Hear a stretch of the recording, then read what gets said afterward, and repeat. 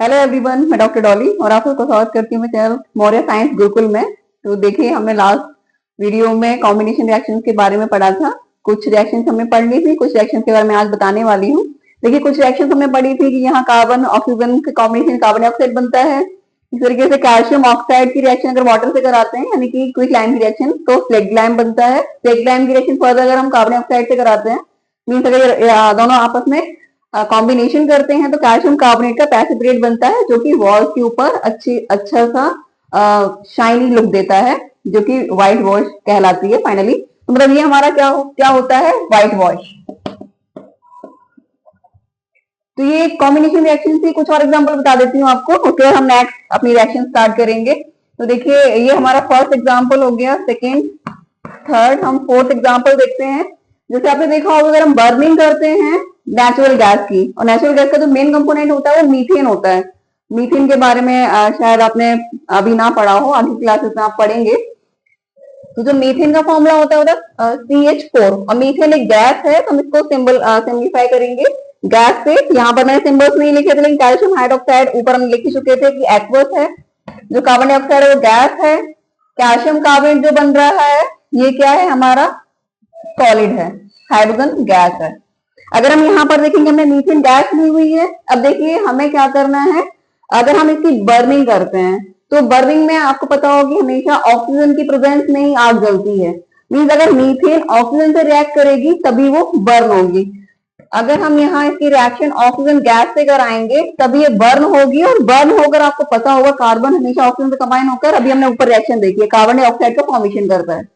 इसी तरीके से यहाँ भी कार्बन है, ऑक्सीजन से कंबाइन होगा क्या बनाएगा, कार्बन डाइऑक्साइड बनाएगा। तो यहाँ पर किसका फॉर्मेशन होगा, कार्बन डाइऑक्साइड गैस का। और साथ में जो हाइड्रोजन है और ऑक्सीजन, ये दोनों कंबाइन होकर क्या बनाते हैं, वाटर वेपर। तो यहाँ पर क्या बनेगा, H2O। अगर हम इस रिएक्शन को बैलेंस करना चाहेंगे तो देखिए, बैलेंस करेंगे तो कार्बन यहाँ एक है, यहाँ भी कार्बन एक है। अगर हम ऑक्सीजन की बात करें, यहाँ पर ऑक्सीजन 2 है, लेकिन यहाँ पर ऑक्सीजन 3 है। यहाँ 2 है और यहाँ 3 है। यहाँ पर मीथेन में हाइड्रोजन 4 है और यहाँ पर हाइड्रोजन 2 है। अगर हम हाइड्रोजन को पहले बैलेंस करें तो यहाँ पर 2 लगा देते हैं, तो ये हमारा 4 हाइड्रोजन हो जाएगा, यहाँ भी हाइड्रोजन 4 हो जाएगा। अब देखिए, यहाँ ऑक्सीजन 2 + 2 4 है। अगर हम यहाँ पर 2 लगा देते हैं तो हमारी जो इक्वेशन है वो कंप्लीटली बैलेंस हो जाती है। तो इस तरीके से ये एक रिएक्शन हो गई कॉम्बिनेशन रिएक्शंस में। और भी बहुत सारी कॉम्बिनेशन रिएक्शंस हैं, तो हम यहाँ पर और भी एग्जांपल देख सकते हैं। लेकिन अभी इतने एग्जांपल्स अगर आपको समझ में आए हैं तो आप बाकी के और एग्जांपल्स का कॉम्बिनेशन रिएक्शंस का मतलब अप्लाई कर सकते हैं कॉम्बिनेशन रिएक्शंस में। जैसे कि एक और कॉम्बिनेशन रिएक्शन मैं आपको बताती हूँ। जैसे हम रेस्पिरेशन करते हैं। अगर हम रेस्पिरेशन करते हैं तो आपको पता है कि हम जो भी फूड कंज्यूम करते हैं, चाहे हमने चावल खाए हैं, रोटी खाई है, दाल, या फिर कोई भी फास्ट फूड आप जो भी खाते हैं, जाहिर सी बात है उसमें स्टार्च तो होता ही है, और स्टार्च फाइनली किस में कन्वर्ट होता है, ग्लूकोज में। और जो ग्लूकोज है वो ग्लूकोज हमारी सेल्स तक पहुंचता है, और उसके बाद जो रेस्पिरेशन हम करते हैं, उस रेस्पिरेशन के थ्रू उसका क्या होता है, ऑक्सीडेशन होता है। और जब उसका ऑक्सीडेशन होता है तो वहां पर फॉर्मेशन किसका होगा, देखिए, हमें पता है जब हम ऑक्सीजन रेस्पिरेशन के थ्रू लेते हैं तो हमारी ब्लड में जाकर डिजोल्व होती है, उसके बाद में हमारी सांस तक पहुंचती है, सांस तक पहुंचने के बाद में जो ग्लूकोज है उसके साथ में रिएक्शन करती है। तो हम वो वाली रिएक्शन देखते हैं एक। तो हम यहाँ रेस्पिरेशन रिएक्शन देखने वाले हैं। जैसे एग्जाम्पल है,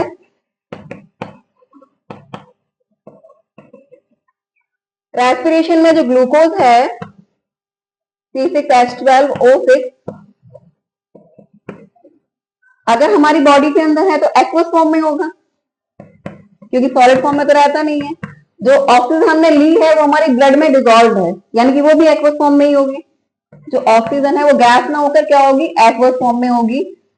इन दोनों के कॉम्बिनेशन से क्या बनेगा, कार्बन डाइऑक्साइड। रेस्पिरेशन में हम ऑक्सीजन कंज्यूम करते हैं, इनहेल करते हैं, और जो हमारा CO2 है हम एक्सहेल करते हैं। तो क्या बनेगा, कार्बन डाइऑक्साइड साथ में वाटर, जो कि यूरिनेशन के थ्रू बाहर एक्सक्रीट आउट कर देते हैं। तो ये चीजें बनेंगी। अब देखिए, जो हमारा वाटर होगा वो लिक्विड फॉर्म में होगा, जो कार्बन डाइऑक्साइड होगी वो क्या होगी, एक्वस होगी। क्यों, क्योंकि आपको पता होगा कि जो हमारा ब्लड है वो CO2 और O2 का एक्सचेंज करता है। तो फाइनली जो CO2 है वो भी हमारे ब्लड के थ्रू बाहर जाएगी, तो ये भी एक्वस फॉर्म में आ जाएगी। अगर हम इसको बैलेंस करना चाहते हैं रिएक्शन को, तो देखिए यहाँ पर 6 कार्बन है, यहाँ कार्बन सिर्फ CO2 में यूज हो रहा है। अगर हम इसको बैलेंस करेंगे तो यहाँ पर हमें 6 लगाना होगा। अब देखिए, अगर हम हाइड्रोजन को बैलेंस करना चाहते हैं, यहाँ पे 12 हाइड्रोजन है और यहाँ सिर्फ 2 हाइड्रोजन। अगर हम यहाँ भी 6 लगा दे तो ये भी 12 हो जाएगा। अब देखिए, हाइड्रोजन कार्बन बैलेंस हो गया। हम ऑक्सीजन को एक बार चेक कर लेते हैं। यहाँ पर 6 ऑक्सीजन है, यहाँ पर 6 to the 12 और 6 टोटल 18 ऑक्सीजन है। यहाँ 6 है, अगर हम यहाँ पर 6 प्लस हमें कितने की जरूरत है 18 करने के लिए, 12 की जरूरत है। अगर हम यहाँ पर 6 लगाते हैं तो ये भी क्या हो जाएगा, टोटल 12 प्लस 6 18 हो जाएगा। तो इस तरीके से ये हमने कॉम्बिनेशन रिएक्शंस के बारे में स्टडी की है। अब हम नेक्स्ट रिएक्शन के बारे में देखते हैं।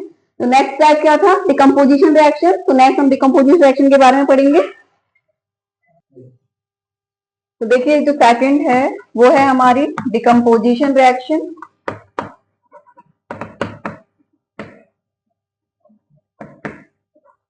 अब देखिए, जो कॉम्बिनेशन रिएक्शन है वहां पर दो कंपाउंड कंबाइन होकर एक नया प्रोडक्ट बनाते हैं, single product.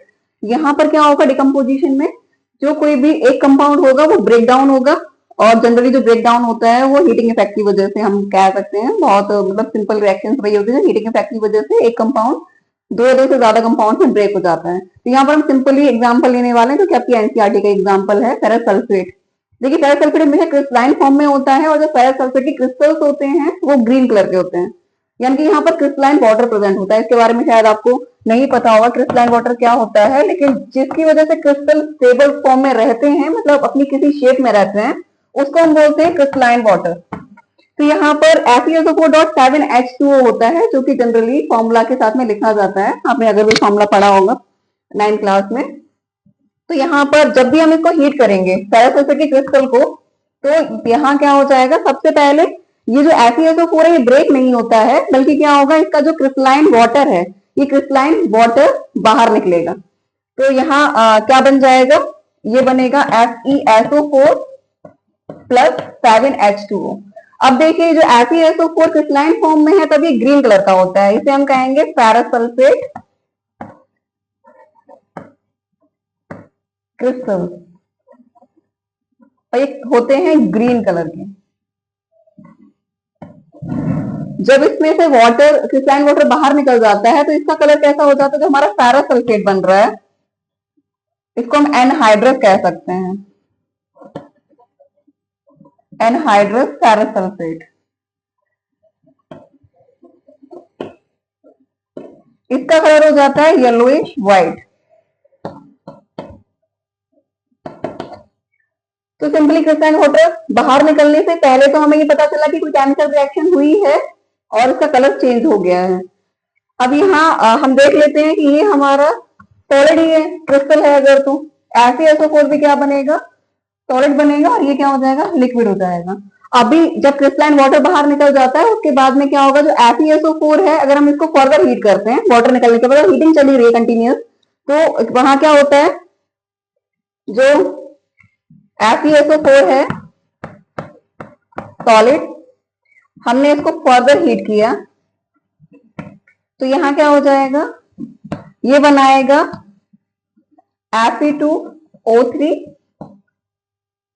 Plus SO2 plus SO3 gas. तो यहाँ पर इस तरीके से 3 प्रोडक्ट बन रहे हैं। अभी देखिए, जब फर्स्ट हमने यहाँ देखा तो एक ही पूरा क्रिस्टल था, उससे 2 प्रोडक्ट बन गए।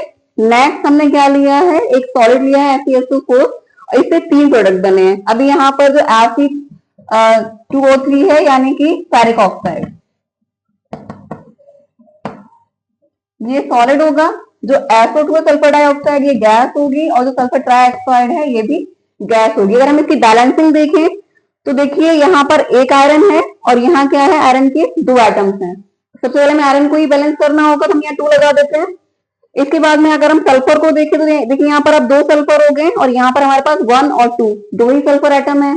अगर हम ऑक्सीजन को देखते हैं तो यहाँ पर 2 4 जा 8 ऑक्सीजन एटम्स है, और यहाँ पर 3 2 और 3 टोटल 8 ऑक्सीजन एटम्स। इसका मतलब ये हमारी बैलेंस रिएक्शन है।